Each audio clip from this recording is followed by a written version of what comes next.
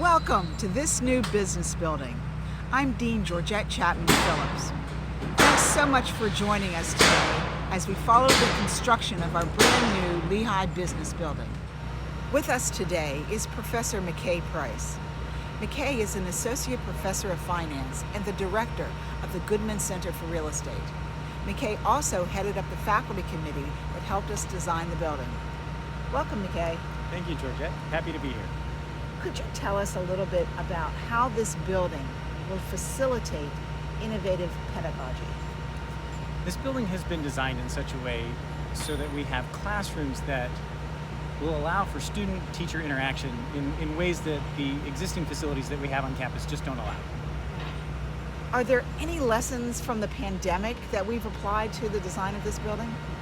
Absolutely. And interestingly enough, some of those things made their way into the design prior to the pandemic, and Right. The pandemic only reinforced that it was a good idea. For example, we have a recording studio in the lower level, actually 2 recording studios, and that will allow faculty to record lectures for remote learning, for reinforcing what's been done in the classroom, and also to interact with the media on occasion. How will the new Financial Services Lab expand our teaching and learning experience? The new FSL will have much greater capacity than the current FSL.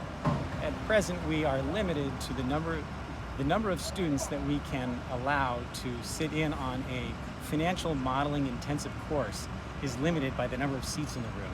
This will expand it such that we will be able to accommodate more students in those courses that are very popular.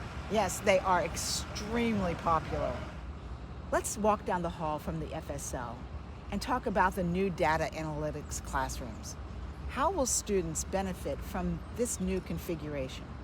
In a few different ways. One is very similar to the FSL in that there's much larger capacity than what we have in our current data analytics spaces. So more students will be able to take these very popular courses. Another one is there is an inherent flexibility in the way that the data analytics classrooms have been designed so that the teaching methods and learning methods can evolve as data analytics evolve over time. Which is every day. Well, let's go upstairs in the building.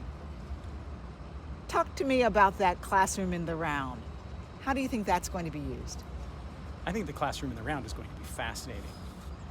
Imagine taking a negotiations course where rather than pivoting in your chair, straining to try and see who's saying what, you're actually speaking with someone face to face. The emphasis shifts from students sitting there staring at a professor to all the participants sitting there looking one another in the eye. Wow, that sounds both exciting and scary, but wonderful. Well, that's my perception as a faculty member. What is your perception? What are you most excited about? Whiteboards and the ability to project images while having plenty of writing space at the same time without impediments. Right, the multimodal forms of instruction. As well, I'm also very excited about the ability to move along through a lecture and then have students break out into small groups very easily. Are there rooms that are specifically designed for that? There are rooms that are designed for students to be able to pivot, turn around, and form small groups just naturally, and then return back to lecture mode, group mode, lecture mode, and so forth. That is exciting, and it's a brave new world in the classroom. Well, thanks, McKay. Hit that subscribe button so that you don't miss an episode. See you next time on this new business building.